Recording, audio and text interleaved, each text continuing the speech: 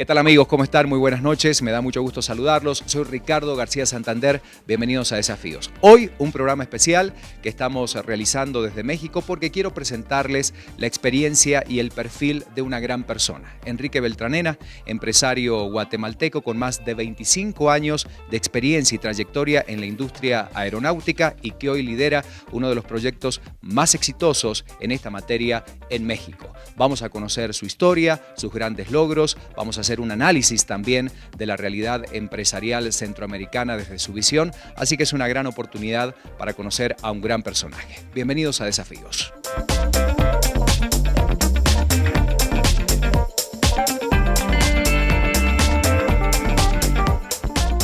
Son algunos de los elementos más importantes que definen a este gran personaje, a este gran empresario guatemalteco con esta proyección internacional, destacado por supuesto en toda Latinoamérica, reconocido por la labor que viene realizando desde hace más de un cuarto de siglo cuando ingresa a la industria aeronáutica, y hoy queremos conocer su perfil, cómo ha logrado ocupar una posición tan importante, cómo ha logrado ser la cabeza de un proyecto absolutamente exitoso en México.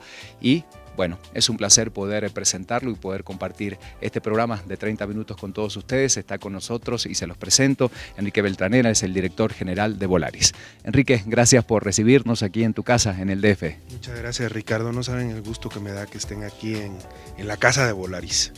Una historia de muchísimo éxito que arranca hace más de 25 años en el ingreso de este gran personaje que nace en Guatemala en la industria aeronáutica, en aquella época con un reto muy importante dentro de Aviateca. ¿Cómo empieza este contacto con la aeronáutica a nivel centroamericano, Enrique?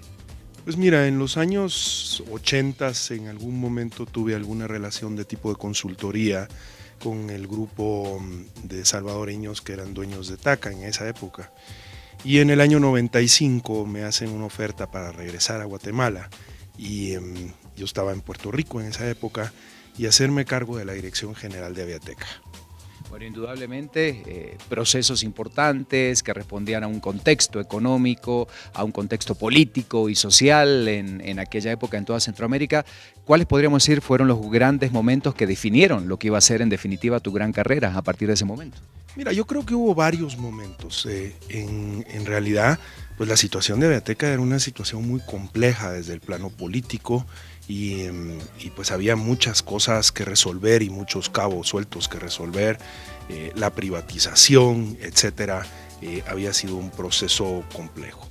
Después, pues al mes y medio de estar en la empresa, me toca, yo diría, la experiencia más difícil de mi vida, que fue el accidente de Aviateca en San Salvador, y eso define, yo diría, muy profundamente una serie de temas en mi vida, la visión humana, la visión de cómo trabajar en industria, la visión de seguridad aérea, etcétera, que son cosas que no se te olvidan jamás. Y yo diría después el gran paso de integración centroamericana. Creo que la visión que tuvimos en aquella época en el grupo de que no podía existir una sola aerolínea, de que teníamos que ser un grupo de aerolíneas que se fortaleciera, fue lo que le dio vida a ese grupo TACA, a esa empresa que fue la raíz del crecimiento de la aviación en la región, ¿no?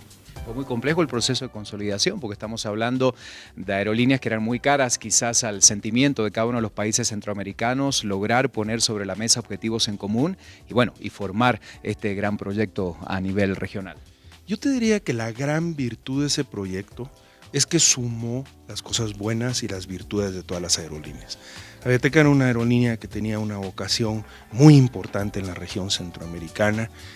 TACA tenía una vocación muy importante en California. NICA tenía una vocación muy importante en la Florida. LAXA era una aerolínea de turismo. Y entonces el poder tener la capacidad de combinar las sinergias que tenían cada uno de esos proyectos y construir sobre las sinergias que en realidad existían, creo que fue la base del crecimiento. Uno. Dos, una visión centroamericanista importantísima, es decir, la verdad es que es casi el primer proyecto donde los centroamericanos entendimos que económicamente en ciertas cosas no podíamos subsistir si no era con el poder de la masa crítica de una población del tamaño de Centroamérica.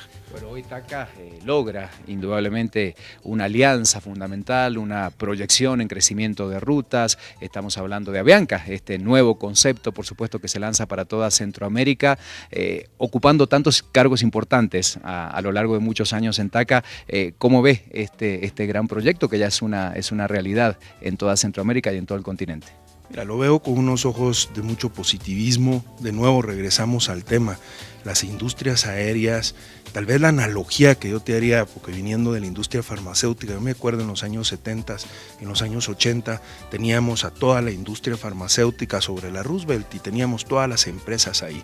Los temas de industrialización y de desarrollo, de masificación de producción, etcétera, y la globalización en sí nos hacen desarrollar proyectos que con su masa crítica pueden ser mucho más viables desde el punto de vista de costos. En la aviación es exactamente igual. La aviación es un negocio de redes, es un negocio de conectividad, es un negocio de masas críticas que se pueden trasladar de un punto a otro punto, y la única forma que puede haber una visión desde el punto de vista de aeronáutica en Centroamérica es consolidando esas masas críticas y llevándolas hacia adelante, porque los costos de la aviación son altísimos en todos lados. Habiendo logrado resultados importantísimos para la región centroamericana, formando parte dentro de la directiva del Grupo TACA, viene un gran proyecto, quizás uno de los más importantes, me atrevo a decir, de su vida profesional y, por qué no, personal, plantear una gran idea para el mercado mexicano cuando comenzó a ser una región que tenía, por supuesto, una gran experiencia en la aeronáutica, un proyecto viable, el de México.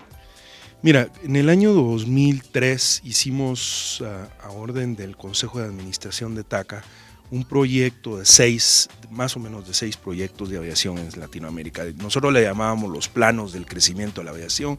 Hicimos un proyecto de desarrollar un hub en Perú, hicimos un proyecto de una aerolínea en Ecuador, hicimos el proyecto consolidación con Avianca, un proyecto en Venezuela y un proyecto en el Caribe y el proyecto de México.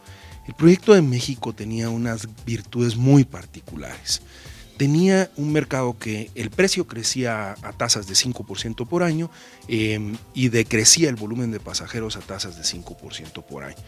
Había un problema de precios, había un monopolio de las dos empresas que operaban bajo Cintra, que el gobierno las había tenido que absorber para poderlas salvar, y un mercado que realmente necesitaba un servicio de punto a punto con características muy particulares.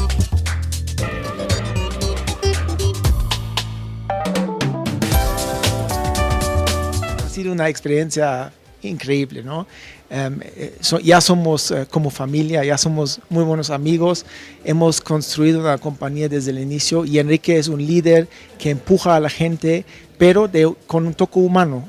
Esto siempre me ha traído la atención y es muy agradable de construir un proyecto tan grande con un líder tan importante como Enrique.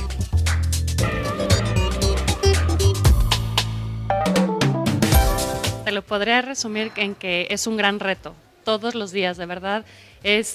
Cada día tienes que entender y aprovechar todas las oportunidades que te brinda esta industria y esta empresa, pero con Enrique tienes que aprender a decir cómo sí lograr las cosas, cómo siempre dar un extra, cómo siempre alcanzar todos tus objetivos y todos los resultados, pero por encima de todo siempre velar por las personas, por lograr todos esas metas que nos hemos plasmado, pero siempre pensando en la comunidad, siempre pensando en nuestros socios, en el mejor servicio al cliente, en cómo de verdad hacer un mejor lugar para trabajar de esta organización.